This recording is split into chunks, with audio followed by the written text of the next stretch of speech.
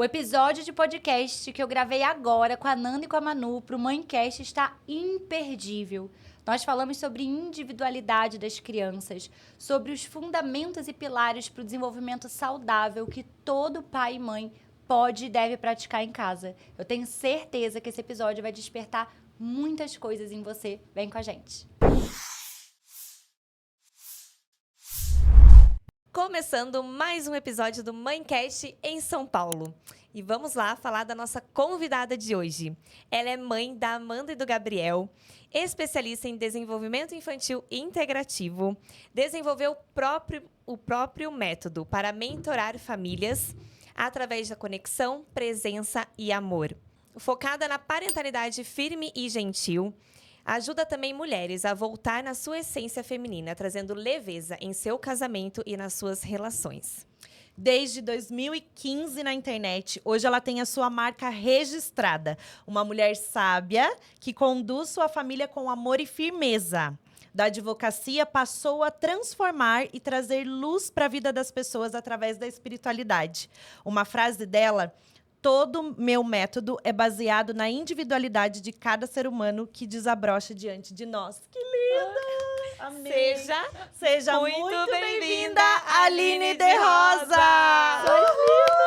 Gente, essa frase é maravilhosa. Fui eu que falei? Foi você. Vocês Tudo anotaram que tá aí, aqui foi produção você. anotou essa frase que a gente vai usar de novo. A gente Aí, pegou os pedacinhos, foi juntando toda a vida da Aline, resumiu e tá tudo certo, né? Maravilhoso, é uma alegria estar aqui com vocês, vendo vocês duas juntas, brilhando cada vez mais, que esse episódio, todos os outros episódios alcancem milhares e milhares de famílias. Amém. Ai, obrigada, amém. Aline. Obrigada a você. Por que a gente tá aqui, né, Manu? Por conta da mentora maravilhosa. Ela é a culpada de tudo isso, gente. Ai, gente, essa culpa eu quero mais. Ela é ótima. E a gente fala tanto de maternidade, né? Lógico, mas a gente poder gravar com você, Aline, é assim... Eu tô muito emocionada, você sabe disso, o quanto isso mexe com a gente, né? Porque é muito importante pra gente trazer todos esses assuntos sobre maternidade, parentalidade, paternidade, inclusive, também, que a gente tem que falar um pouquinho também. Com certeza. E eu já quero abrir com a primeira pergunta. Estou vivendo em meio ao caos na maternidade. Por onde que eu começo, Aline? Que pergunta filosófica, né? Aquelas profundas. Já começa assim. Vamos começar bem. Esse caos, eu acho que é sentido por grande parte das famílias, das mães principalmente, né? Que no início se doam muito pro bebê.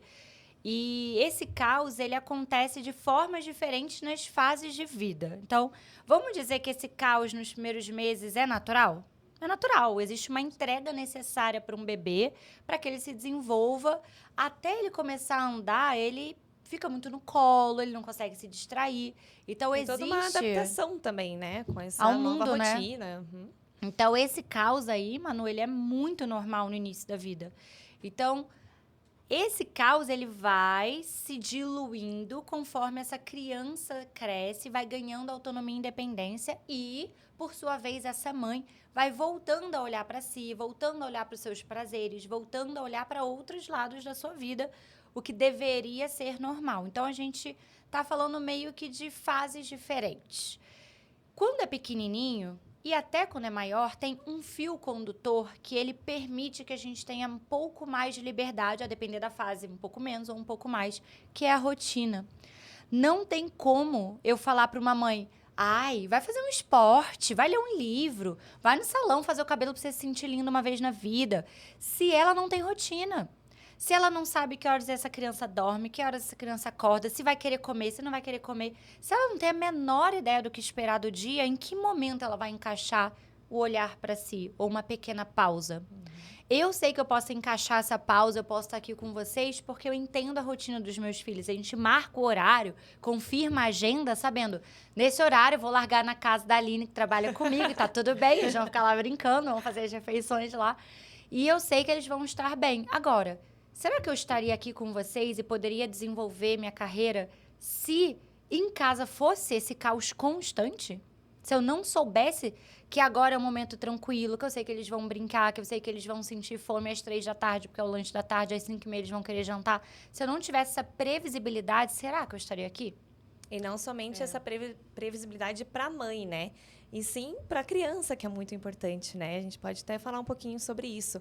O quanto a previsibilidade é boa, tanto na vida dos pais, daquele responsável pela criança, mas principalmente para o desenvolvimento das crianças, né? Para o desenvolvimento das crianças é a grande base, é como se fosse o chão onde ela pisa, é a segurança dela, é a rotina. Porque a rotina inclui limites, condução, autoridade amada dos adultos, dos pais. Então, isso traz algo que no desenvolvimento humano, e principalmente acho que na nossa era que a gente está vivendo, é muito importante, é pouco falado, que chama calma interior. A gente vive em meio a muita ansiedade, pressa, né? Essa versão São Paulo do Mancast aqui é uma loucura. A gente dirige meia hora do lado. A gente já chega aqui meio que, sabe? A gente tá até calma, mas a gente chega em São Paulo, a gente já fica assim, ó. Não fica? É incrível. Nos grandes... a gente, Senhor. E sabe que é legal vocês falarem isso? Porque às vezes a gente tá bem dentro, mas o lado de fora, ambiente, né? Ele puxa essa correria, essa pressa, o fazer mil coisas ao mesmo tempo. E para nós que somos adultos já é desafiador.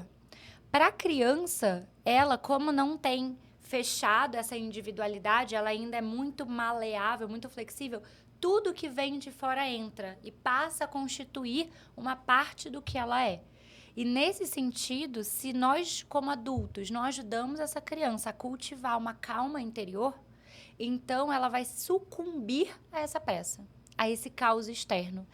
Quando a criança ela consegue cultivar essa calma interior, então ela senta, ela brinca, ela analisa as coisas, ela olha, ela pega, ela se interessa pelo que você está falando, ela te escuta. E isso faz com que a convivência com essa criança seja mais leve. Então, também a rotina, além de facilitar que eu tenha essa individualidade, que eu tenha esse autocuidado, que eu tenha os meus momentos, que eu possa ter uma vida, eu tenho esse direito, não é porque eu sou mãe que eu tenho que abstrair todo o resto, né? Sim. Vejam nós três aqui. Sim. Exatamente. Todas somos mães. Além disso, o meu filho, ele me devolve um comportamento mais tranquilo. E mais facilidade para cuidar dele, mais previsibilidade. Então, sim, a rotina como um fio condutor para uma vida mais organizada, que é o oposto do caos, é a organização. O caos é bagunça, é insegurança, é não saber o que vem depois do quê, né? O caos é isso. Então, o oposto do caos é organização. A organização é a rotina com ritmo, que traz, portanto, essa calma interior que a criança consegue se conectar com ela mesma, com os adultos. Vocês não percebem isso, que as crianças estão com um pouco de dificuldade de escutar, de ouvir? Sim. Total. É Total. uma ansiedade. A rotina, ela liberta, né, Aline? Mas nem sempre foi assim para você. A gente que te acompanha, a gente sabe disso. Quando que para você foi o grande despertar, assim? Porque o que a gente quer repassar para as outras mães? Quando que eu entendo que aquilo para mim tem que ser uma grande virada de chave, como foi para você? Porque não é tão simples assim. É treino, a gente sabe disso.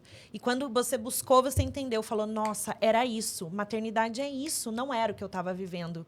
Porque se a gente só carrega peso, vai colocando na mochila da maternidade todos os sentimentos, todas as coisas que vão pesando, a gente não consegue enxergar nada na nossa frente. Só a gente não... sobrevivendo a maternidade. Exatamente, vai né? sobrevivendo em meio a esse caos, né? Isso que você falou, tem uma frase que as pessoas dizem que eu não gosto particularmente, porque cria uma imagem que parece que eu sou obrigada a viver essa imagem. Que é nasce uma mãe, nasce uma culpa. Eu acho que a gente sente culpa antes disso, gente. Quando eu errava no trabalho, eu sentia culpa. Quando eu magoava uma amiga sem querer, eu já sentia culpa. Eu não acho que ela é exclusiva do ter filhos. E me faz pensar que se eu, então, sou feliz, eu devo estar errada, né? Então, eu não gosto muito dessa frase. Você não tá com um coque na cabeça, umas olheiras, tem algo de errado, né? Nós Não não é uma estamos boa bem, que a mãe. gente tá muito linda hoje. Hoje a gente não tá sendo uma boa mãe, não, né? Então, eu não gosto muito dessa frase. E ela remete à minha virada de chave. Eu tenho uma história muito particular, né? E eu acho que o destino foi orientando minha vida de forma que como esse, tenho a menor dúvida, esse é o meu caminho para esta vida, os dons que eu trago e tudo que eu venho desenvolvendo desde criança era para estar aqui. Então, a vida fez assim, querida, vamos largar essa carreira de advocacia, é muito legal, mas não é para você. E me retirou de tudo, do meu mundo, e me levou para um outro país onde eu tive meus filhos. Como eu tive eles lá sozinha, eu tive que estudar tudo do zero, como boa advogada. Eu adoro um livro, amo estudar. Pra mim, a vida não tem a menor graça quando você para de aprender. Então, eu tava lá estudando e tive eles dois ali. Eu não estava trabalhando, eu tinha pausado minha carreira, porque eu não podia exercer a advocacia nos Estados Unidos.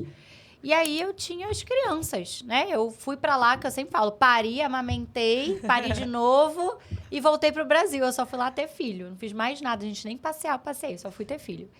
E quando eu voltei pro Brasil, voltei a morar aqui, então a Amanda tinha 2 meses e o Gabriel 1 ano e meio. 2 bebês. 2 nenéns de fralda, chupeta. E Gabriel, 1 ano e 5, gente. Que é o auge do quê? Início do Terrible 2. Com um nenenzinho recém-nascido, sem ajuda, sem ninguém. E eu vim com essa mentalidade. Não ter que fazer tudo sozinha, porque as americanas fazem tudo sozinha. Eu tenho que ser assim, porque eu não vou entrar nessa cultura brasileira, que todo mundo tem babá, tem 1000 empregados. Eu não quero, eu quero me sentir dona de mim. E assim eu entrei no meu caos. No meu fundo do poço. Porque eu tenho uma personalidade que é muito voltada para fora. Apesar de eu trabalhar com maternidade, para mim, o meu esforço é ficar em casa com as crianças.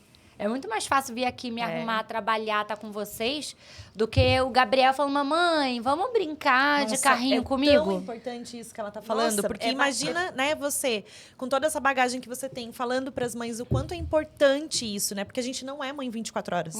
A gente tem outras funções, outros papéis que a gente tem que assumir na nossa vida. E isso é o que preenche a nós mesmas e os nossos filhos, Exatamente. né? Então, E verbalizar isso é muito importante, Exato. porque a maioria das mães ainda não consegue. Não. Sentem a famosa culpa. Isso. Como que eu vou falar que pra mim é um esforço ficar com os meus filhos, né? Pra mim é um esforço, gente. É um esforço. Eles ficam pedindo pra brincar o tempo inteiro. Mamãe, brinca comigo. Mamãe, brinca comigo. Aí eles disputam. Ah, mas a mamãe brincou com você de Uno. Agora eu que escolho. Eu falo, gente, se eu pudesse escolher, eu gravava 1000 podcasts, mas eu saía daqui. Então, é um esforço da minha individualidade pausar, me entregar pra aquele momento. Não filmar tudo. Eu não filmo tudo. Óbvio que eu não filmo tudo da minha vida. Então, deixar o celular um pouco de lado. Às vezes, eu brinco com eles. No final, eu faço um story só pra mostrar que eu tava ali. Isso é meu esforço. Então, imagina, eu estava há 1 ano e meio, quase 2 anos, nesse processo de interiorização, que eu gestei o Gabriel no inverno, nevando em Nova York. Então, o frio já te traz para essa contração. Mais o primeiro filho, mais essa mudança. Então, eu senti que eu já estava nesse lugar presa dentro de mim por muito tempo, quando eu voltei para o Brasil. E estar aqui foi muito duro, quando eu voltei. Essa readaptação, sem amigos, sem família, muita solidão. Porque eu também me coloquei nesse lugar. Eu não quero, eu vou fazer tudo sozinha. Ali, eu já tinha rotina, então não posso falar que eu não tinha, porque eu já estudava desde grávida, então... eu vinha conduzindo a vida deles com rotina, que era o que garantia minha sanidade mental, né? Sim. Sozinha, nesse caso, sem rotina, e não tinha sanidade. Mas, para mim, todo esse contexto de você ter um centro orientador, que é a rotina, e um mínimo de previsibilidade, veio nesse momento. Quando eu entrei em crise existencial. Quem eu sou? Por que eu tenho 2 filhos saudáveis? Eu tenho saúde... eu não passo nenhuma necessidade específica, assim, que eu precise de alguma coisa que eu não tenho. E por que eu não tô feliz? Por que eu não tô bem? Por que eu não tenho tesão de acordar todo dia? O que tá acontecendo? O que falta, né? O que falta? Me sentir realizada, feliz. Então, esse para mim foi meu grande chamado de... Isso que você tá fazendo com as crianças é necessário e importante e valioso, mas isso não pode ser apenas isso por todo o tempo. Precisa encher o seu próprio potinho de amor. É como se a vida estivesse me falando, e você? E você? Onde você está nessa equação? Então, para mim, tudo que eu ensino hoje é baseado nesse grande período, que foi o período mais escuro da minha vida, assim. Eu sou uma pessoa, eu sou colérica, né? Então, eu sou para fora, eu sou extrovertida. E as pessoas próximas a mim têm um pouco de dificuldade de ver quando eu não tô bem. Porque eu às vezes, escondo muito isso nessa personalidade. Então, quando eu conto um caso, a pessoa fala, mas estava normal. Eu falo, não, por dentro eu estava em extremo sofrimento. Sim. Mas, às vezes, eu não externalizo tanto, que é uma coisa que eu venho trabalhando também. externalizar, ligar para uma amiga. Um dia um médico me prescreveu, ligar para a sua amiga quando estiver triste. Ele falou, é um exercício, mesmo que você ache que ela não vai te ajudar, você vai ligar. Olha que maravilhoso. Sim, isso é muito difícil, né? A mãe reconhecer que ela precisa sair desse lugar. O quanto é difícil também pedir ajuda. Muito. E o reconhecimento já é a primeira grande mudança. Você se enxergar e olhar para você de fora de uma situação que você não tá bem e conseguir sair dela. E aí você foi buscar conhecimento, que é lindo, porque para trazer a educação para os nossos filhos, a gente acha que não precisa estudar, né, Aline?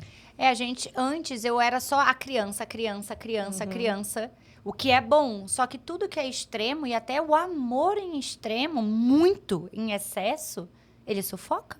Ninguém quer ser amado em excesso a ponto de não ter ar para respirar. Então, eu entendo que existem os dois excessos. Aquelas mães, principalmente porque o feminino tem essa coisa do cuidado, maternar, Sim. né? Então, é mais fácil que a gente se transborde para fora para as crianças do que o masculino. Então, a gente transborda demais e não volta para nós mesmas, como também tem um outro excesso. A mãe que pare e já quer, em 30 dias, estar sarada, magra, Sim. linda, saindo com as amigas na noitada e vivendo a vida como antes. Então, não dá. Essa criança precisa de você. Ela não precisa da babá, ela não precisa da vovó, ela precisa do papai e da mamãe. Precisa entender que há um tempo de cuidado ali, principalmente no começo, né? Que você vai ter, sim, que abrir mão de muitas coisas, mas que esse momento não precisa ser eterno. Não precisa ser eterno. Depois que você virou mãe, acabou a vida, né? E eu acho que essa é a grande sabedoria, porque não tem um ponto, né? Então, se fala assim, a primeira pergunta, como sair do caos? Qual é o momento de você voltar a olhar para si? Não existe uma lei universal que diga, com 12 meses de vida do seu filho, você é obrigada a voltar pelo menos para academia, vai. Não tem isso. Eu acho que nós São temos pequenas doses, né? Acho pequenas que a gente doses. colocar as pequenas doses de autocuidado já é um grande recurso. Eu não gosto de falar dica, mas eu acho que é um grande recurso para as mães, né? É pequenos movimentos. Então, tem até um aplicativo que eu sempre falo dele, é 5 minutos de meditação. Mas só são 5 minutos. Então, é aquele momento que você tem, né, para você. Não precisa ser muito mais. Injetar aquilo aos poucos, para que depois crie-se esse hábito e você sempre lembre que existe você por trás dos seus filhos, né? Então... E a gente tem temperamentos diferentes. Vão ter as mulheres que são mais introspectivas, que gostam de estar em casa. E elas vão ter mais dificuldade de ir para fora e olhar para si. E eu, que sou o oposto. Sim. Meu desafio é olha para essa criança, tenha paciência, Aline, respira, né? Esse é o meu desafio. Para de querer ficar indo pra rua toda hora. Então, é interessante a gente se olhar, se reconhecer e não se julgar. Porque tá tudo bem em todos os tipos. Sim. Desde que você sempre busque evitar os extremos. E como que você vai saber se você está no extremo? Nós temos uma bússola interna, a gente tem um coração que pulsa. E a gente sabe quando o nosso coração não está bem. A gente sabe quando algo desbalanceou, quando algo a gente não está sendo o nosso melhor. Dentro de nós, uma vozinha começa a gritar. A gente só precisa escutar e saber que pitadinha eu vou adicionar aqui agora na minha vida. Naquele meu momento de tristeza profunda, que foi quando eu voltei a morar no Brasil, de 2015 para 2016, meu ano de 2016 foi horrível. Ali, eu recebi todos os indícios. Você precisa mudar alguma coisa. E aí, para eu conseguir olhar para mim, eu já tinha rotina, mas eu tinha o total de 0 ajuda. Então, eu tinha que sacrificar uma parte do que eu considerava ideal. Meus filhos precisam da mãe, porque a mãe tem que fazer tudo, a mãe tem que cozinhar, a mãe tem que pôr para dormir, a mãe tem que dar banho. Eu vou ter que sacrificar esse meu ideal para que sobre algo para mim. Então, o que você precisa sacrificar? Essa é a pergunta que cada mãe vai ter que se fazer. O que eu tenho que abrir mão agora para que eu encontre o equilíbrio? Porque não existe mundo perfeito. Você vai ter que abrir mão. Sim.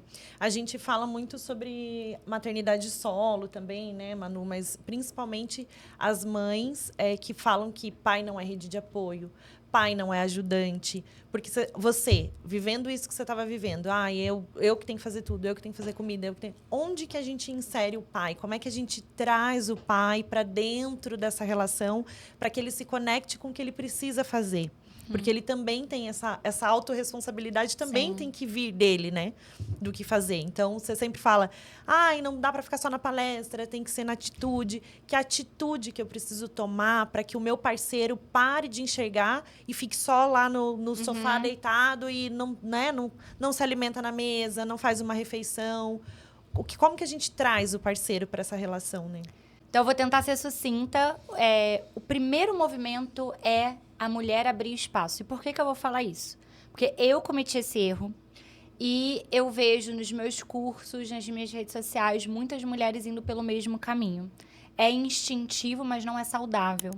A gente tem um instinto de superproteção com o neném. Então, vou te dar um exemplo. Eu me lembro direitinho, gente. Gabriel, um pequerrucho, um pingo, que eu chamava ele de pingo de gente. E o Du debruçado sobre ele, trocando a fralda. Eu queria arrancar ele dali. E eu ficava em pânico. Por quê? Quando o neném tá ali naquela situação, peladinho, recém-nascido, trocando a fralda, você precisa conversar, ele precisa escutar sua voz. Aí eu pensava, né, coisas de mãe. Eu vou dobrar o macacãozinho até a cintura pra ele não sentir frio, não vou deixar o peitinho aberto. Eu vou colocar um braço em cima pra ele poder se sentir seguro, enquanto com a outra mão eu troco a fralda, rápido, pra ele não passar frio. Só que isso sou eu. Como que o Du trocava a fralda? Tchá, tchá, tchá, tchá, tchá. No silêncio, o mais rápido possível, arrancava toda a roupa do neném. Deixar peladinho. Ele ficava com os bracinhos e as perninhas pro alto, se esgoelando. E eu pensava, comigo ele não se esgoela, sabe? E aí, ali começou o movimento de fechar o espaço pro masculino. Então, eu falava, não é assim. Você tem que fechar a roupa, você tem que isso, você tem que aquilo, você tem... E não é só na fralda. É só... Eu quero conhecer a mulher que não vivenciou isso. Eu quero saber, porque eu vivenciei forte. Ninguém me contou que eu ia passar por isso. Eu tive que, numa crise conjugal, ouvir Dudu, você está louca. Não dá mais pra ficar perto de você. Eu tive que escutar esse meu marido pra cair a ficha. Então, eu gostaria que alguma outra mulher tivesse falado, querida, você vai sentir isso. É normal. Mas, assim, tenta não deixar isso te dominar. Dê espaço, né? Ele precisa também, dê o jeito Coitado. do pai. Se tem uma coisa que a gente agradece hoje é por ter dado esse espaço, né? De vai, seja pai, faça mesmo, entendeu? E ele Vai. vai errar, e ele precisa errar pra Claro, e criar. ele vai aprender. Gente, ele precisa errar pra criar vínculo. Exatamente. Ele precisa sofrer para criar vínculo. Então, a primeira palestra que eu assisti quando eu cheguei no Brasil, o Piangers falou assim, deixa o pai passar perrengue. Eu uso essa frase até hoje, porque é muito também verdade. Aham. Deixa o pai passar perrengue. Até porque ele passa também a entender o seu lado e a dar mais valor para isso, né? Porque ao chegar no final do Exatamente. dia com você em casa ali, 24 horas com a criança, você passar para ele, eu tô muito cansada, eu tô exausta, ele só vai entender o seu lado depois de ele ter passado e ele ter ficado 24 horas Isso. cuidando de uma criança, né? Sem a mamãe ter deixado a roupa separada, a Exatamente. comida no prato só pra ir no micro-ondas, a rotina anotada na geladeira. Cara, relaxa um pouco. Então, pra mim, esse é o primeiro movimento, Nanda. Sempre que você vai me fazer uma pergunta que tem a ver com a família, com a dinâmica do casal, da criança, o meu movimento, a minha análise sempre vai ser primeiro eu comigo mesma, tá? Então, assim, o pai não faz nada, o pai tá preguiçoso, o pai não quer se envolver. Ótimo. Vamos olhar eu comigo mesma primeiro? Então, essa é a minha análise, para depois a gente ir pro outro, certo? Porque a gente não muda o outro. Sim. Toda mudança começa em nós. Então, deixa eu fazer uma análise sincera e amorosa sobre mim mesma, se eu, como mãe, estou possessiva. Se eu estou controladora. Se eu não dou eu espaço. posso mudar, né? Para ver exatamente, Manu, nesse movimento, se há algo que eu possa fazer para abrir espaço e permitir o erro.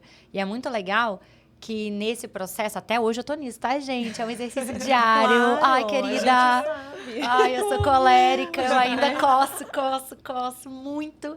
Aí eu deixo do escolher, quando ele escolhe, eu falo, nossa, terrível, nada a ver. Aí eu fico, claro, por que não dá pra querer controlar tudo? É. O coitado do homem, sério, coitado, ele se sente um nada, um lixo. Aí 5 anos depois, aparece lá no Instagram da Aline falando, meu marido não faz nada. Mas há 5 anos você tá fazendo isso com o cara. Até que ele introjetou que ele não serve como pai, que ele não é bom o suficiente. Deixa ela fazer. Deixa. Né? Não vou me preocupar, né? Se Deixa é só ela. o Pra que jeito eu vou me certo, é só preocupar o se ela dela, faz, então... né? E aí, Manu, tem algo ruim também. Quando ele vai e tenta, porque se a gente olhar, a maioria, tá, gente? Não dá pra generalizar, mas eles tentaram em algum momento. E quando eles tentaram e ficaram meio felizinhos, eles ouviram, A fralda tá errada. Não era assim que tinha que ter feito. Ah, me dá aqui, deixa que eu faço. Mano, a 19ª vez que ele escuta isso, ele prefere não fazer mais nada. 5 anos depois, de fato, ele vai estar fazendo o total de nada em casa. Então, o primeiro passo é você com você mesma. Se observe e faça... Eu não tô na casa de quem tá nos ouvindo. Eu não conheço a realidade de quem tá aqui escutando a gente. Então, é uma autoanálise honesta que a gente precisa fazer. Então, eu não tenho problema nenhum falar, gente, era insuportável, era uma chata controladora, era. E ainda tenho isso em mim. Então, eu preciso sempre observar. Tô chata controladora? Tô chata controladora? É um exercício diário. É todo dia. Não termina nunca. E assim, eu que sou colérica, eu não vou mudar a minha essência. Eu não vou ser uma pessoa fofa, doce, que fala calma. Não vou, gente. Eu posso meditar 5 horas por dia. Eu vou continuar acelerada, entendeu? Então, é um trabalho que bom, porque quando eu vim para essa vida com este temperamento, eu tive, então, a liberdade, recebi o poder de ser livre para ser melhor. E que bom, então vamos ser um pouquinho melhor. Esse é o primeiro passo. O segundo é uma conversa honesta. Não um esporro e... Vou falar de novo. Tá tudo bem. O segundo passo é uma conversa honesta. Não um esporro e nem uma aula. Mulher, esposa, não é professora. Então, lá em casa... Nem mãe. Nem mãe, Nem do mãe marido. do marido. É. Muito bom. Não dou ordem, ele não tem que me obedecer, ele não tem que fazer do meu jeito porque eu estou mandando ou porque eu acho melhor. E eu também não tenho que ensinar. E eu também não tenho que ensinar. Nem professora e nem mãe. Eu tenho que conversar como parceiros. Esse é o primeiro passo. É uma conversa difícil. Porque quando você vê, você tá criando a ordem. No meio da conversa, você tá. Também, né? Porque você, pronto, já cagou tudo. Desandou o negócio. Então, é uma conversa honesta. Amor, aí eu vou contar a minha conversa honesta, tá? Nessa época em que a gente tava fazendo essa virada pra eu poder olhar mais pra mim. Você trabalha o dia inteiro e ele trabalha CLT, precisa ir pro escritório, tudo. Não tem como mudar essa realidade. Eu tava em casa com as crianças. Você passa o dia fora e eu não posso te esperar pra botar as crianças pra dormir, porque eles dormem cedo e a gente tentou esse fluxo e foi terrível. Assim, a gente tava quase acabando o casamento, porque eu ficava ligando pra ele, dava 6h15, eu ficava, Cadê tá você? saindo, tá saindo, tá saindo. O Gabriel precisa dormir. Pra dormir. Pelo amor de Deus, ele tá chorando. Porque vocês você queriam não se importa. revezar a conexão do dia também, Isso. né? O tempo de qualidade com a criança. Só é que aquele não- momento. Isso, só que Mas não estava qualidade, funcionando. Claro, né? porque ele não tem a previsibilidade no trabalho. Não tem. Ele tá lá e aí ele fica doido, não consegue. Ele fica doido, eu fico doida, e as crianças não dormiam cedo e ficavam chorando. Pronto, desandou tudo, a gente percebeu isso. E aí, nessa, a gente teve uma conversa, tá? Não foi uma aula e nem foi eu ensinando sobre desenvolvimento infantil pro meu marido. Amor, você passa fora o dia inteiro. E se, talvez, quem sabe, você pudesse ficar com as crianças de manhã, já que eu odeio acordar cedo, Aí a gente faz um revezamento. Eu fico Não com o parece, turno da fica madrugada. fazendo meditação às 6 horas da manhã, Aline. Porque a Aline fica lá, amanhã você vai acordar, né, Aline? Amanhã você vai acordar, 6 da manhã. Eu falo, O meu marido que Jesus, fala, isso a aí- Aline tá online, Ela na cama não, ainda. A Aline ela tá mesma online. que fica se desafiando, entendeu? É. Não gosta de acordar cedo e coloca lá 5 da manhã, 6 da manhã. Isso aí é pra me tirar da zona de conforto. Porque eu acho que a gente cresce quando começa a fazer coisas que a gente acha que a gente não vai conseguir. Isso eu acho que é uma história bem legal também. E aí eu conversei com ele, amor, você podia ficar com eles no café da manhã. Ai, eu dar café da manhã? Mas eu não vou saber o que dá, eu não sei o que tem que servir no café da manhã. Não tem problema, dá o que você quiser. Comecei assim, porque senão ele ia ter um monte de desculpas verdadeiras pra não fazer. Mas você vai acordar, né? Eu falei, não, a ideia é eu não ficar com vocês. Porque quando eu me retiro do ambiente, você pode ser você. Você não precisa ficar se preocupando com o que a Aline tá achando. Fica que mais liberdade. que a pra gente ser quem ele é. fica, gente. É horrível. A gente fica analisando tudo. Eu digo que, né, eu trabalho com desenvolvimento infantil. É igual o dentista. Você vai dar um sorriso, o dentista vai olhar pro seu olho. É igual o decorador de interior. Ele vai chegar aqui, vai olhar essa prateleira e falar, eu bem passaria essa bicicleta ali pra cima. É normal, é do seu trabalho. Então, óbvio que eu analiso a forma como o Du fala com as crianças o tempo inteiro, mesmo que eu não queira. É um botão que não dá pra desligar pra minha vida. Então, quando eu me retiro, eu deixo mais liberdade pra eles se relacionarem. E aí ele aceitou. Por quê? Porque o Du, ele quer ser presente, ele quer ser um pai que as crianças lembrem com amor. Ele ama os filhos. Então, não foi uma conversa muito difícil. Vamos dizer assim. Ele percebeu, de segunda a sexta eu quase não vejo as crianças, então o café da manhã vai ser comigo. Isso foi lá em 2016, 2017. Até hoje, é ele quem cuida do café da manhã. Eu passo vergonha. Eu fui na pediatra, ela falou, o que eles comem de café da manhã? Aí eu falei... Não sei. Oi, crianças, ainda bem que eles estão grandes. Gabriel, Amanda, responde pra médica. O que vocês O comem? que vocês comem? Mas que ótimo. Eu não sei. Porque ele é o pai, ele precisa também fazer, né? Não é só... Então, eu sempre falo, né, Manu, nos podcasts que a gente grava sobre isso, mas eu faço questão de reforçar.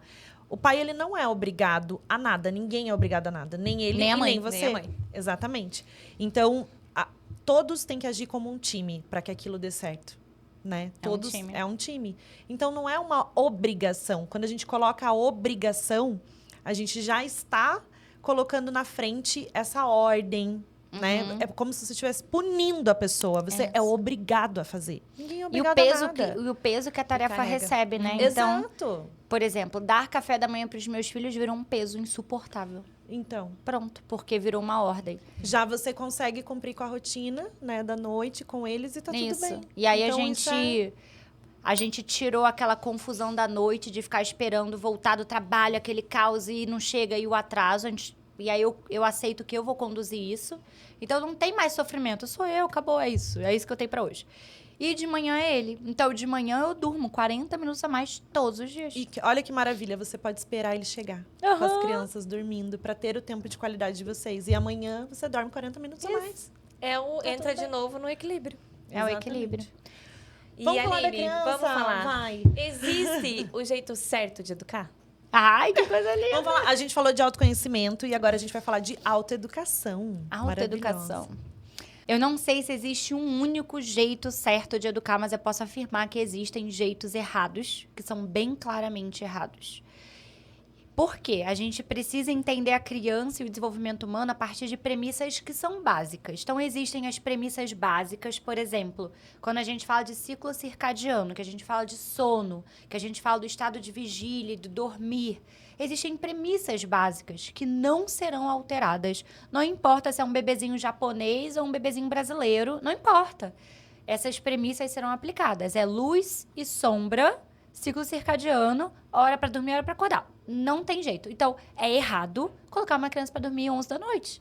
É errado colocar uma criança para dormir às 10 e ela acordar às 8, 9 da manhã. Não tem Isso afeta espaço para discussão nisso. Afeta o desenvolvimento dele, né? Afeta diretamente a forma como essa criança vai chegar na vida. Como ela vai se perceber enquanto individualidade, como ela vai reconhecer o mundo e como ela vai desenvolver o seu potencial, como ela vai desabrochar. Fazer isso é como pegar um girassol que precisa de sol e falar que porque você quer, ele vai crescer na sombra. Ele vai crescer? Vai crescer. Pode ser que vire um girassol? Pode ser que vire um girassol. Mas será que ele vai ser na sombra tudo que ele poderia vir a ser se estivesse sob o sol? Você nunca vai saber. É a mesma coisa a criança. Então, você pode falar para si mesmo quanto for. Ah, mas o meu filho pode dormir às 11. Que você nunca, talvez, conheça o seu filho de verdade. E o verdadeiro potencial dele. Então, sim, existem premissas que são básicas e premissas amplamente conhecidas. Quando a gente faz o básico e quando a gente atende ao mínimo necessário, que é rotina, sono, uma alimentação balanceada e estímulos adequados para as fases de desenvolvimento, quando você tem isso atendido, aí nós entramos numa outra esfera. Por isso que essa pergunta é, existe jeito certo de educar? Depende. Temos a base, o básico que tem que ser feito, e depois que você fez o básico, você entra em algo mais sutil, que é a individualidade daquela criança diante de você. Quando você está diante de uma criança, você está diante de um mistério. Você não tem como ter certeza quem ela vai ser. Que dons ela trouxe para o mundo? Quais são os grandes potenciais dela para essa vida? Então, nós precisamos fazer um esforço ativo de percepção e observação. Aí, a gente vai mudar a nossa forma de agir dependendo do mistério que está diante de nós. Isso. Aí Mas antes... pode falar, amiga. É que daí A gente quer comentar. entra exatamente, principalmente quem tem mais de um filho, a gente entra nessa questão do como eu educo o meu primeiro filho, como eu educo o meu segundo, terceiro, no meu caso, 3, né? E o quão incrível é, porque são, no meu caso, 3 seres humanos completamente diferentes. Então, não tem como eu ser a mesma mãe, ter o mesmo jeito de educar 3. Não tem. Eles são completamente diferentes. E as pessoas não entendem, né? Porque elas falam, ai, mas veio do mesmo pai e da mesma mãe, vão ser criados iguais. Não tem como. Porque são 2 crianças, individualidade e essência 3 diferente. essências. Mas por que... Exatamente. É no caso da Aline, 2 crianças, né? Mas por que a Aline trouxe a questão do sono para o educar, né? Que a gente está falando? Porque existem esses pilares, essas premissas que vêm antes dessa educação. Antes. Porque são os comportamentos, né, que as crianças vão ter a partir daquilo que está sendo atendido ou não, que vai refletir na educação. Então, a gente precisa entender isso, né? Quando a gente faz uma analogia com a planta, é mais simples. Se você pensar assim, o que um vegetal precisa para crescer? Luz e sombra, água, um terreno fértil para que ele finque as raízes e possa fazer uso dos nutrientes que estão ali, certo? Então, essas são as premissas, esses são os pilares para um vegetal ter vida. Ele não vai ser plantado numa nuvem, por exemplo, certo? Então, é óbvio que não. Eu tava... Muito engraçado, não sei porque eu vi essa imagem. Eu viajei e eu entrei numa caverna e dentro da caverna, o lugar mais escuro e inóspito da caverna, sem nenhuma luz, tinha os vegetais. E eu chamei o Gui e falei, como que tem esses vegetais aqui dentro? Aí ele falou, isso é um fenômeno incrível. Os morcegos frutíferos fazem cocô aqui e esses vegetais nascem no meio da rocha porque eles encontram um pouquinho de areia ali, terra. Olha. Mas eles morrem já, assim, sai o caule, sai uma outra folhinha e imediatamente depois ele morre porque não tem sol. Porque é escuro. Não tem sol. Então, existe a premissa básica, mas a regulação do quanto que cada planta vai precisar depende da espécie. Então, existem as premissas básicas do desenvolvimento humano, mas a quantidade, a regulação depende de cada individualidade. E aí entra esse olhar que é o que eu busco ensinar muito. Observe, você não pode seguir uma cartilha cegamente. Você precisa fazer o básico, sim, o básico bem feito, mas uma cartilha ela não é única. Então, o que eu sempre faço, por isso que às vezes eu até exagero e minha equipe fica, para de se aprofundar, você se aprofunda demais, dá teoria demais, porque para mim é desesperador. Eu falo, eu não quero que você dependa de mim, eu quero que você aprenda a partir de mim a observar o seu próprio filho e se sinta autônoma e se sinta segura. Você não pode depender de mim o resto da sua vida. Porque não é uma regra. A gente estava falando sobre soneca, né, Manu? Existe a fase de desenvolvimento de cada criança, a gente sabe que tem os grandes marcos deles mesmos, que, né, normais. Mas a gente sabe que não vai, talvez não funcione para mim o que funciona para você. Só que no todo tem que ser uma coisa que a gente, né, possa fazer parecido. Isso. Né? Para que entre dentro desses pilares. Porque, por exemplo, a alimentação. ausência de soneca não é saudável. A ausência para uma criança de 1 ano não fazer. Ah, meu filho passa o dia inteiro acordado. A resposta é não, você está educando errado. Isso é errado. E eu posso te afirmar, eu não preciso saber quem é você. Está errado. Tem um estudo por trás, uma premissa muito isso forte. que ela tá falando, Isso. né? Disso, né? É como a plantinha que morre dentro da caverna porque não tem luz. Você está privando esse ser de luz. Ele precisa fazer soneca. Então, essa é a premissa básica. Mas é engraçado que todos os marcos, é tanta sabedoria que existe no universo, que até os marcos são janelas. Não são marcos assim, quando no dia do aniversário de 1 ano é obrigada a fazer 2 sonecas. Não tem, entendeu? Então, sempre que a gente olha para uma criança, é janela. Entre 12 e 1 ano e meio, vai cair de 2 para 1 soneca. Para que você observe seu filho e atenda às necessidades físicas. Isso. E automaticamente as cognitivas, emocionais, espirituais, tudo isso que a gente sempre fala. Mas a gente estava falando, a soneca é tão importante a gente entender o que é que a criança precisa exatamente, né? Por observação mesmo. Né? E tem as crianças, a gente nem vai entrar agora muito em tipos constitucionais, mas a criança que é cabeça grande, cabeça pequena, que a gente entende mais sobre isso, né? Falando da essência, individualidade da criança. Tem criança que precisa dormir mais mesmo. Precisa. E dormir menos, enfim. Mas sobre a educação, eu acho que a gente deveria falar no sentido de punição. Chantagem, castigo. O prático. Isso. Como que a gente pode melhorar isso? Porque é tão difícil. Por que é tão difícil educar? Porque é difícil a gente se controlar, né? Esses dias eu vi uma pessoa ensinando, fazendo um tutorial de como bater na criança para puni-la. Eu não acredito. Era um tutorial, sim. Meu assim, ó, Deus. você pode bater, mas sem doer. Aí já começa, né? O que é bater sem doer?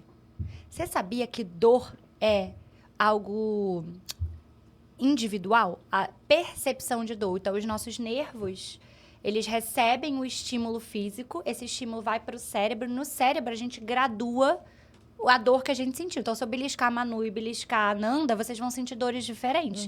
Mesmo sendo o mesmo beliscão, com a mesma pressão. A Então, densidade, já né? começa por aí, né? Que é dor? Fora Aí- isso que não necessariamente fisicamente a dor, né? A dor não precisa ser algo físico. É porque Eu grito vocês são por muito maravilhosas. Vocês entenderam que ela estava olhando só para o aspecto físico. Ela não olhou para o emocional nem Exato. para o espiritual. Porque é a mesma coisa, Sim. né? Então, a gente tem esse tipo de conduta, onde existe um tutorial de como bater no seu filho para não doer, mas ele aprender como se comportar.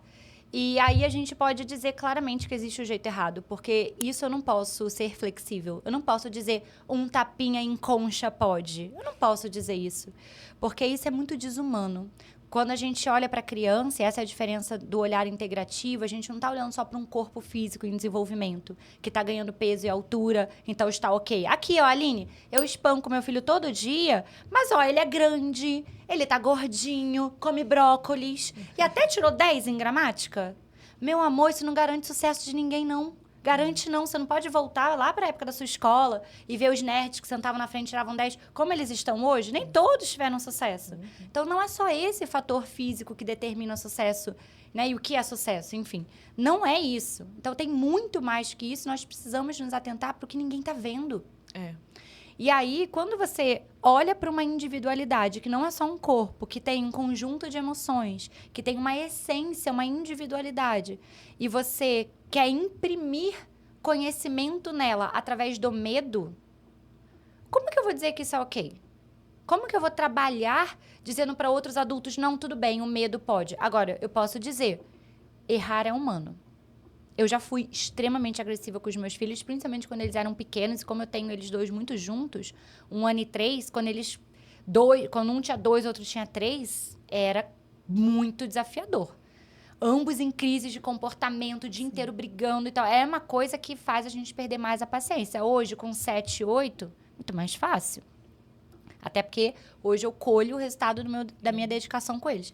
Então, sim, já perdi a paciência. Perder a paciência, eu sou desumana? Não, não sou desumana, eu sou um ser humano. Eu preciso também me acolher com gentileza e saber, tá tudo bem. Agora, a minha bússola moral interna que eu tenho, quando eu fui agressiva com eles, essa bússola gritou dentro de mim. Enquanto eu era agressiva, eu sabia, isso tá errado, mas eu não tô conseguindo me controlar.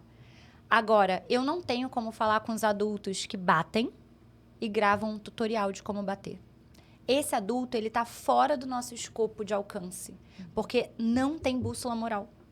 A moralidade está muito distorcida, né? Eu imprimo dor, medo, pavor e desespero num ser humano indefeso e isso é ok. E aí a gente escuta, né? Mas meu filho só me escuta quando eu grito, quando eu ameaço. É só assim que funciona. E como dizer para esses pais que, na verdade, não, a educação... Isso é puro medo, é por isso que isso resolve momentaneamente. Mas que há uma comunicação positiva e que há resultado nisso, né? E melhor ainda, porque mais vai durar isso, que ele vai levar até para a vida adulta dele. Eu queria que as pessoas um dia eu já tive essa vontade de ter uma câmera escondida gravando o meu dia todo, porque todo mundo que conhece Gabriel e Amanda falam que eles são diferentes. Eles têm 7, 8 anos. Eles respeitam os limites. Hoje, eu estava na pediatra e a Amanda cismou que lá tem chá e ela cismou de tomar adoçante. E eu falando pra ela, né, que não. Aí, na outra vez, ela provou. Aí, hoje, ela provou no dedinho. Eu falei, eu vou desmistificar isso, porque ela tá muito louca no adoçante. Falei, viu, não é horrível? Ela, não, eu gostei. Pior que ela gostou. Aí, hoje, de novo, posso tomar adoçante? Eu sentada no sofá, esperando ser chamada pra pediatra. E ela se levantou, foi do outro lado da sala de espera pra pegar o chá. E lá do outro lado, falou, posso pôr adoçante? Eu disse, adoçante não é de criança. Não pode. Ou seja, eu coloquei um limite, certo? Sim. Nesse caso, eu disse, não pode. E ela olhou pra mim e insistiu. Ai, só um pouquinho, só uma gotinha. E eu reforcei o limite. Não pode. O que um pai que usa, uma mãe que usa dessa agressividade, desse autoritarismo, ou seja, que educa através do medo e do pavor, faria nessa hora? O limite não é claro. Como o limite é exercido pelo medo, esse pai não consegue exercer a autoridade à distância.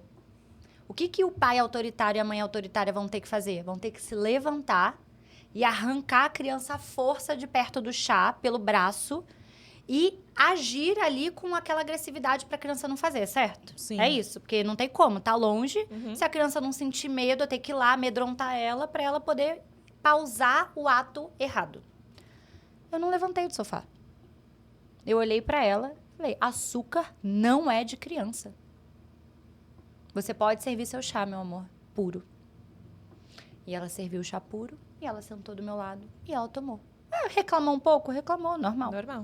Eu não levantei, eu não ameacei, eu não belisquei, eu não tive que sair do meu lugar. E ela não tomou. E ela não Porra, tomou. Sante. Ela me respeitou. E ela não me respeitou porque eu passo medo pra ela. Ela respeitou porque eu sou uma autoridade. Porque se ela tocasse no adoçante, eu me levantaria, tiraria o adoçante e ela ia ficar sem. Ela sabe que eu cumpro o que eu falo. Então, assim, não é por medo, é tipo, ai, mamãe falou que não é não. Então, assim, não adianta. Se eu pegar, ela vai vir aqui e vai tirar de mim e eu vou ficar sem de qualquer jeito. Eu não vou fazer o ato. Minha mãe tá dizendo que não. Então, é isso que as pessoas precisam entender. A criança te respeita porque ela te ama e porque você é firme e coerente. Eu e não ela faço... confia, ela sabe, né? A atitude que você vai tomar também Ela depois. sabe. Ela sabe. Ela já te conhece. Né? Uhum. Então, não precisa você ficar reforçando Não até precisa. o que você é e o que você não é, e provando, e discutindo, e falando muitas palavras, explicando demais para a criança o que é, por que não pode. Você foi Não firme, precisa. clara e gentil. Não é pra criança. Por quê? Ponto. Porque não é pra criança. Porque eu não vou sim. explicar toda a parte Na química. cabecinha dela, ela vai, deve fazer mal. É. E Né? você é constante no que você, né? Regras e limites, eles já conhecem, já sabem o Sim. que pode e o que não pode. Isso já, inclusive, a gente até ia comentar sobre isso, né? A gente entra muito nos combinados, né? A comunicação positiva traz muito isso. E a gente, estamos mentorando várias famílias e a gente escuta muito das mães também, mas eu faço combinado e não funciona, mesmo assim, eles Sim. não cumprem, né? E a gente queria falar um pouquinho sobre isso, o que de fato é um combinado, né, Aline? Porque não é só no final colocar a palavra combinado no Isso, final da porque frase. o combinado é um limite, mas é um limite com amor. O É um combinado limite com participação da criança. Exato, é um recurso. As minhas alunas, gente, o treinamento de comunicação, elas fazem a mesma coisa. Entendi tudo, mas e agora? E ela continua dizendo que não, e tá tudo bem, porque não é um método para você adestrar a criança. Ela não vai ser perfeita. Você vê, a Amanda tem 7 anos, sempre foi criada dessa maneira, ficou insistindo para tomar adoçante, porque ela é uma criança. Sim. Eu não posso esperar que eu diga uma vez e ela vai compreender. Até a gente, adulto, fala, não sei se a Nanda tá certa, eu vou bem lá testar pra ver. Né? É normal, faz parte da vida. Então, a gente precisa normalizar o fato da criança tentar burlar as regras. Faz parte do processo. Eu vou, de novo, quando a gente fala, me observar, eu comigo mesma. O que eu preciso fazer para ela ter certeza de como eu vou agir. Sabe o que você falou assim, Manu, no início? As mães acreditam que os filhos só se comportam quando eu grito. Na verdade, a gente tem que inverter essa frase. Seu filho só responde ao seu comando quando você grita, porque você só age depois do grito. Entendeu? Se a ação viesse antes do grito, ele então corresponderia ao comando antes. Chegar no grito. Exatamente. Então, é tão simples quanto isso. Então, para você que está ouvindo a gente, que o seu filho só faz algo que você precisa quando você grita, é você que educou dessa maneira. Você imprimiu nele esta imagem. Mamãe só levanta e faz depois que ela grita. Então, por que eu vou fazer antes?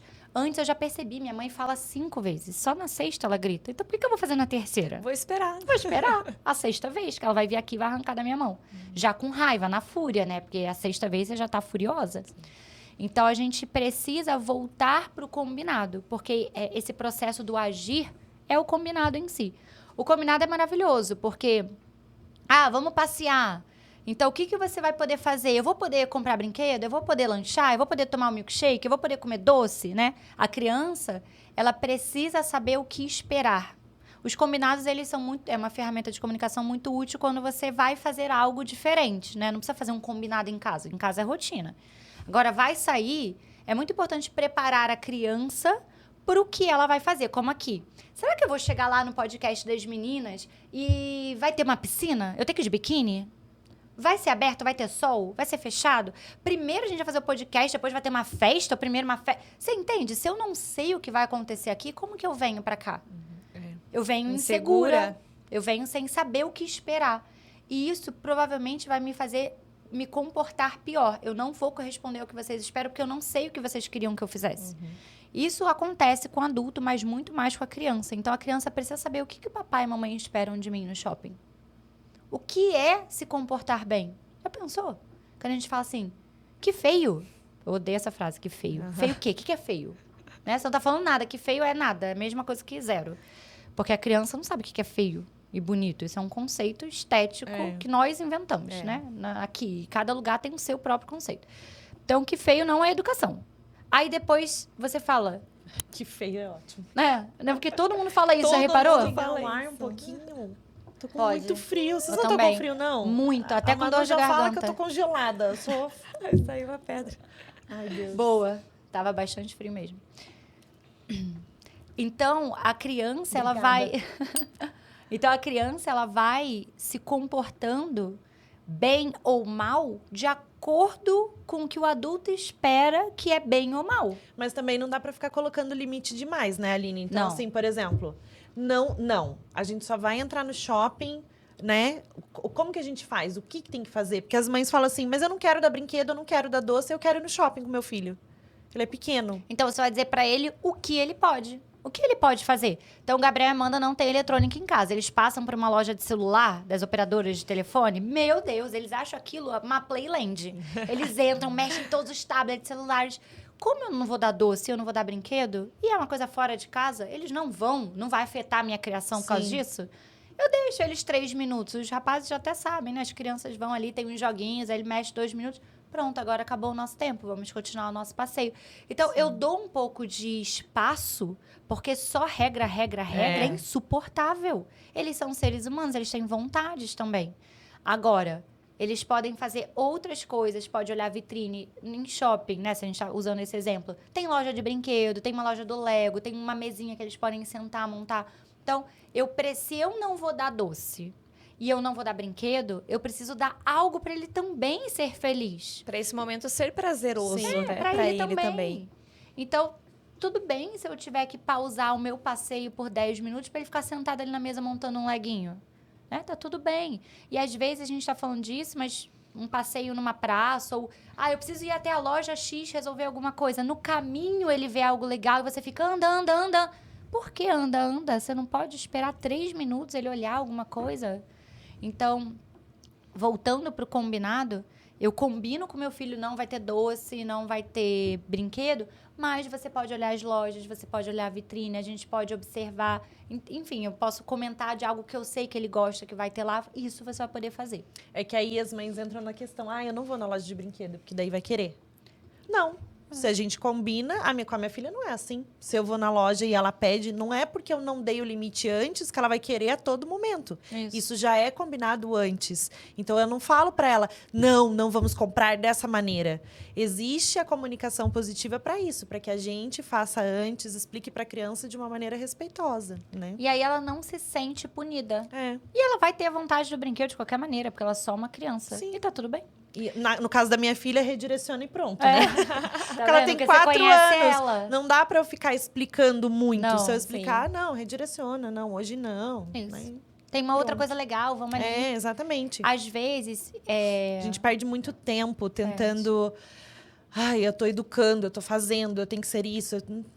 porque os adultos têm muita ansiedade de resolver. E a criança, ela não é para ser resolvida. Ela é. Não é para você ficar resolvendo todos os dramas dela. Você não vai conseguir. Então, muitas vezes, o caminho da comunicação é um redirecionamento, é levar a atenção dela para uma outra coisa legal. Então, se você combinou um lanche, ela tá na loja de brinquedo surtando, fala, hora do lanche! E acabou, não precisa explicar mil coisas. Ou em alguns trazer momentos, o somente o acolhimento. Um colinho. É isso que eu posso dar no momento, acolhe. Com a Amanda é assim, com o Gabriel é conversa. Como ele é cabeça pequena, ele é mais racional, focado, então é conversa. A Amanda é o drama queen em pessoa. Ela se joga no chão, ela vai gritar no meio do shopping, então pra ela é colo. Então, pra uma coisa, pra outra, outra. Surtou na lojinha de brinquedo, que queria a boneca, meu amor, colo. Eu sei, meu amor, eu sei. A boneca era muito legal. Nossa, super legal, eu sei. Vamos ver o que mais tem aqui no shopping, vamos olhar as outras coisas. Acabou, e tira ela de lá. Ela vai chorar mais uns minutos? Vai gritar? Vai. Mas não vou dar a boneca pra ela, entendeu?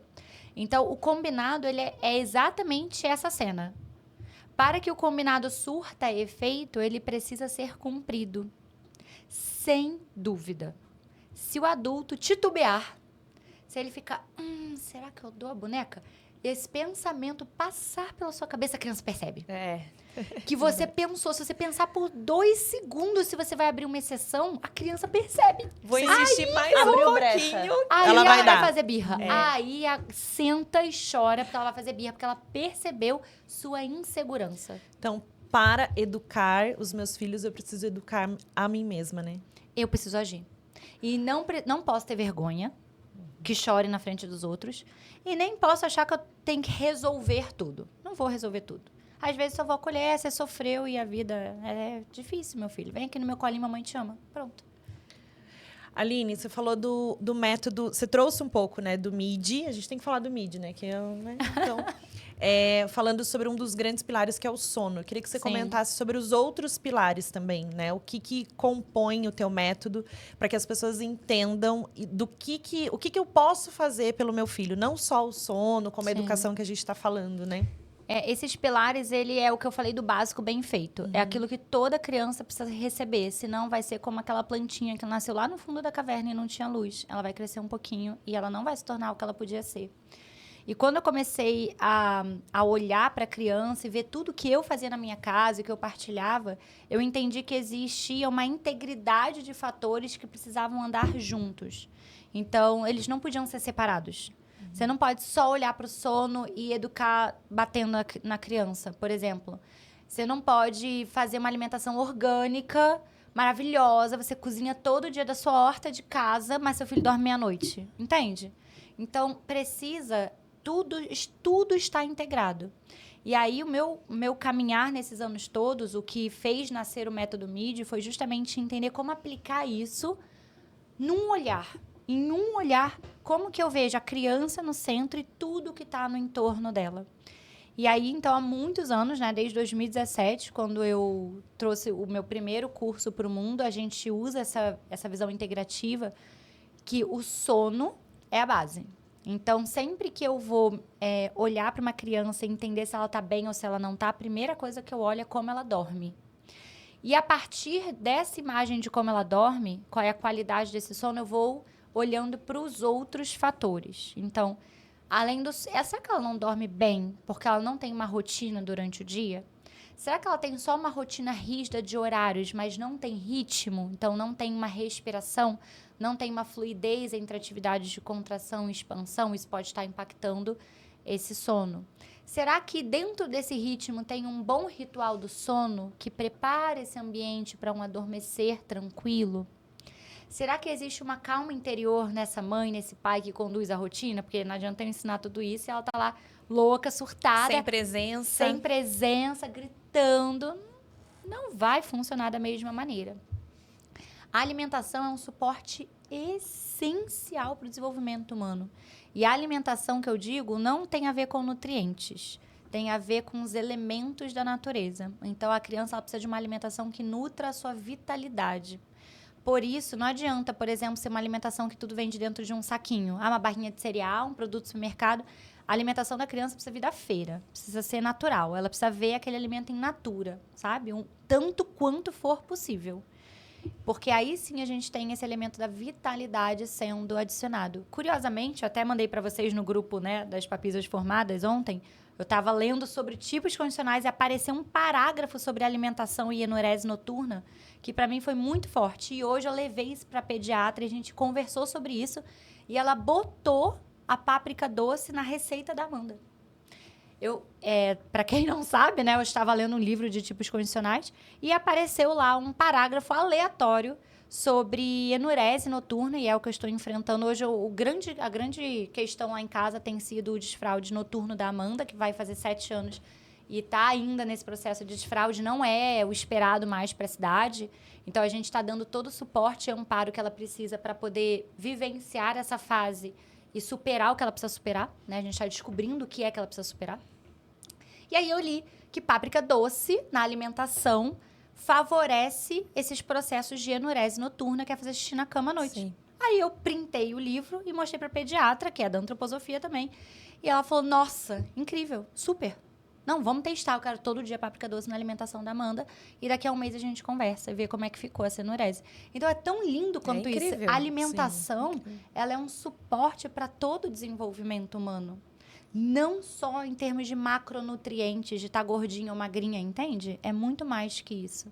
E ela pode servir como um regulador de calor e frio, de emoções, de calma interior ou muita agitação. Os alimentos trazem esses movimentos, eles dão vida. Então, a gente precisa olhar para a criança entendendo esses pilares: rotina, sono, alimentação, compreendendo as fases de desenvolvimento. Então, isso é um outro olhar que eu tenho muito profundo. Então, se você fala assim, meu filho tem enurese noturna, a primeira coisa que eu vou perguntar é qual a idade. Porque eu sempre vou localizar essa criança na régua do tempo. O marco, se ele está passando por algum marco de desenvolvimento, né? Eu tenho as minhas amigas estão começando a ter filho agora. Aí eu tenho uma que eu até participei do parto, coisa linda. Ela vai fazer 2 meses. Aí ela falou, meu Deus, sábado e domingo foi o caos lá em casa. A gente tem um grupo, eu, ela e mais uma amiga. Aí Como ela você postou. participou do parto? Você viu ela parindo? Ela Eu fui acompanhante dela. Ela escolheu ali. Minha amiga me acompanhar. chamou. Legal, né? Fiquei Foi agora? eu, ela e o marido. Tem Dois vai fazer meses. 2 meses. Meu Foi a coisa Deus. mais linda. Eu passei a noite eu inteira acompanhei, virada, aham. acordada. Eu tenho umas fotos lindas. Eu vou pedir autorização se ela deixa eu postar. Aí ela botou nesse grupo, eu e ela e uma outra amiga nossa. Meu Deus, ela não dormiu nada. Tem 2 dias, sábado e domingo, ela passou o dia inteiro acordada. Ela não fez soneca, nenhum sono. Como é possível, né? Nem passar por isso. E aí, eu automaticamente falei, Pri, quantas semanas de vida ela tá mesmo agora? Eu fui fazendo as contas, né? Aí ela tá num salto de desenvolvimento. Você tá falando, ela tá com 8 semanas. O salto das 8 semanas começa com 7 semanas e alguns dias, você já tem o indício do salto de desenvolvimento, que dura uns 3 dias. Ela a segunda passou. Falei, então, amiga, era um salto de desenvolvimento. Pelo amor de Deus, Não baixa o se aplicativo, desespere. acompanha. Sabe? Então, a gente sempre vai colocar a criança na régua do tempo, para entender se é uma crise, e quando a gente fala em crise, tem a crise interna e a externa. Então, se é uma crise interna, aí os saltos, a crise dos 2, do 3, do 6, do 9, se é uma crise do ser humano ou se é algo de fora para dentro. Então, se eu ouço, por exemplo, a Amanda vai fazer 7 anos, tem enurese noturna, isso é de fora para dentro. Isso não é uma crise interna do ser humano. Não existe uma crise na cidade, nada que pudesse impactar o desfraude. Então, isso é uma coisa desta individualidade. Vamos olhar todo o ambiente, vamos entender esta individualidade, vamos, a partir dos sinais que ela dá, pressupor o que ela precisa, porque é tudo uma presunção, né? Sim, não tem como saber o certo, né? A gente vai testando. Se já foi descartado algo que é físico, até no emocional mesmo, Isso. por você ter toda essa linha de conduta, né, dentro do seu lar, o que tá pegando, Pois né? Então não tem como você saber. Vai ter que por investigação, por observação. E nesse caso, Né? como eu já faço o básico bem feito, não tem nada para corrigir na nossa isso. rotina, no nosso dia a dia. no Agora você sono. imagina, se pra você, que já tá sendo difícil, né? Você imagina uma mãe que não tem uma rotina pré-estabelecida, com um ritmo adequado, não sabe nem por onde começar. Muito mais né? difícil. Fica Até muito a gente estava difícil. falando sobre isso e sobre as ansiedades, né? Os sinais que as crianças têm de ansiedade. Uhum. Então, tique nervoso, roer a unha. Comer camisa. Eu queria que você falasse sobre isso também. Isso tem muito a ver com aquilo que a gente falou no início, da calma interior, né? E a gente tem que pensar o seguinte. Uma criança, um nenenzinho, não nasce ansioso. tá? E uma criança de primeiro setênio não é ansiosa. Então, sempre, sempre, a ansiedade vem de fora. Sempre. Pode ser que a criança, cabeça pequena, mais acordada, mais desperta para o mundo, tem uma tendência maior a ser ansiosa, porque ela sente muito meio externo. Tá, ok. Mas isso não a caracterizará como uma criança ansiosa necessariamente. Então, se a gente está diante de uma ansiedade, o que a gente vai fazer? A gente vai olhar para o meio externo. Como são os adultos no entorno dessa criança? Quais são os ambientes? Como estão os ambientes que ela frequenta? A sala de aula, a professora, um amiguinho, entende? De onde está vindo? Então, a ansiedade, ela está sempre vindo de fora para dentro. Sempre. Sempre é do ambiente. Porque isso não jorra de dentro da criança para fora. Então, o Gabriel passou por uma fase muito ansiosa quando ele tinha uns 4 anos. E era a forma como o pai estava falando com ele. A gente descobriu. E não é que ele era agressivo, ele só era muito direto ao ponto. Faz isso. Faz isso. Muito assim, sabe? E o Gabriel, ele é muito sensível. Então, com o Gabriel, assim, amor, pode arrumar sua cama, por favor? Nossa, ele vai, levanta, se apruma. E a Amanda, sua cama, minha filha. Arruma sua cama, minha filha. Se eu falar, Amanda, arruma sua cama, Gente, meu é igual lá em amor. casa. Eu vou deitar, eu vou dormir, os dias vão se passar. O verão, o inverno, a primavera e a cama vai ficar bagunçada. Eu não posso falar assim com a Amanda, ela não entende. O Gabriel, se eu falar, Gabriel, arruma sua cama, ele chora. Ele leva muito pro pessoal, Ele né? O chora. sentir dele, imagina. Então, nesse aspecto, ele estava sentindo, ele estava comendo a gola da camisa. Ele pegava a parte de cima, botava na boca e passava o dia inteiro roendo a camisa. Ficava com uma baba até o peito, assim, ó, com a camisa molhada. E aí, mudando a comunicação do marido com ele, ele parou. Em poucos dias, ele desapareceu esse sintoma. Então, tem que olhar como está o lar, tem que olhar como esses adultos estão reverberando nessa criança. E, às vezes, gente, nunca é de propósito. Isso é muito importante. Nunca é de propósito. O Dudu não era agressivo, ele só era enfático em excesso, entendeu? Então, muitas vezes é algo tão sutil quanto isso. Ou um adulto que está muito estressado, que está fazendo as coisas com muita pressa em casa. Anda, é hora de dormir, agora bota sapato, agora bota isso. Tá faltando o sutil, tá faltando o lúdico, tá faltando a fantasia, tá faltando parar e olhar no olho. Pode ser que a criança sinta e ela vai espelhar isso através de sintomas de ansiedade. Então, crianças pequenas sempre são um espelho. Elas servem para que a gente possa nos autoeducar. Então, se meu filho está ansioso, de novo volta, lembra que eu falei? Eu comigo mesma. Eu, Aline, estou calma? Eu estou bem? Ultimamente eu ando muito acelerada? Eu tô olhando no olho deles? Porque se deixar, gente, é rápido. Em poucos dias a rotina te suga. Quando você vê, você nem tá olhando direito pro seu filho. Você tá lá, né? Eu trabalho de casa, eu tô lá, mas não tô olhando para eles, sabe? Então, sempre de novo, eu vou voltar para mim. Autoconhecimento, né? Que sempre tá andando de mãos dadas sempre. com a autoeducação maravilhosa. É por isso que quem quer a fórmula pronta vai ter um resultado superficial rápido, mas vai voltar para o mesmo ponto de novo, porque não passou por essa reforma íntima. O quanto é importante a gente observar, né? Sempre com um olhar atento. Não é que o tempo todo a gente tem que fazer isso, né? Também, Aline, você fala muito sobre isso, né? De uma mãe não ser perfeita, ser uma mãe feliz. Né? Fala isso para as mães que é tão lindo. Não quero ser uma mãe perfeita, eu quero ser uma mãe feliz. Muitas vezes eles querem fazer as coisas comigo. Eu vou te dar um exemplo. Eu vou realizar um sonho esse ano. E eu vou passar 10 dias na Suíça estudando o que eu amo. Antroposofia. E vai levar eles? Óbvio que não. Adorei. É que ela falou, eles adoram fazer as coisas comigo. Eu falei, vai levar num motorhome lá pra Suíça. Eu vou ser feliz. Eu vou fazer o que Você eu vai amo, porque eu estudar. mereço. Os meus filhos cresceram e hoje eu posso realizar um sonho que é de estudo, é totalmente de estudo. Né? Eu vou pro Goetheano, é um centro da antroposofia que Steiner fundou, para um congresso de antroposofia com um grupo que vai aqui do Brasil. É algo muito grandioso, que nem eu sei o que esperar direito. Eu estou muito animada, de setembro para outubro. E eles já sabem que eu vou, e eles choram, eles falam que... Eles não sabem nem o que é Suíça, eles já querem ir pra Suíça, não sabem nem o que é isso, vai que eles querem. E eu falo, eu amo muito vocês. E essa viagem é da mamãe, é um sonho da mamãe. Isso é ser uma mãe feliz. Eu quero... O que eu tô fazendo com eles? Aline, eles vão sofrer, que crueldade, vão sofrer. Não vou dizer que eles não vão sofrer. E eu vou sofrer de saudade também. 10 dias longe deles, acho que vai ser o maior tempo que eu já passei longe deles. 10 dias. Eu também vou sofrer. Mas eles estão aprendendo que sempre vale a pena correr atrás de seus sonhos. Isso. Que sempre vale a pena ser feliz. E que você sempre deve estar em primeiro lugar, acima do meu casamento, que meu marido ficou também, ai, não acredito, eu ficar 10 dias fora, como assim? Eu falo, eu preciso ir, é um chamado, eu preciso fazer isso por mim. Então, meus filhos podem me esperar 10 dias, você pode me esperar 10 dias, eu vou voltar, mas eu preciso fazer isso. E eles nesses estão 10 vendo, dias, né, que você está sendo a sua prioridade. Eu estou ensinando isso para eles na prática, não é Se nutrindo na teoria, entendeu? pra nutrir, né?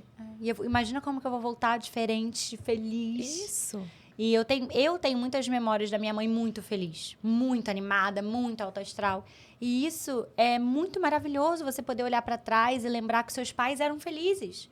Ninguém quer olhar para trás e falar, nossa, a pobre da minha mãe ficou em casa, só reclamava do meu pai, e ela estava sempre mal-humorada, eu não lembro da minha mãe dando um sorriso. Que triste você voltar, rebobinar a sua vida. Nossa, eu não sei a minha idade. Rebobinar. Rebobinar a sua fita da vida. É da minha época também, da Manu não.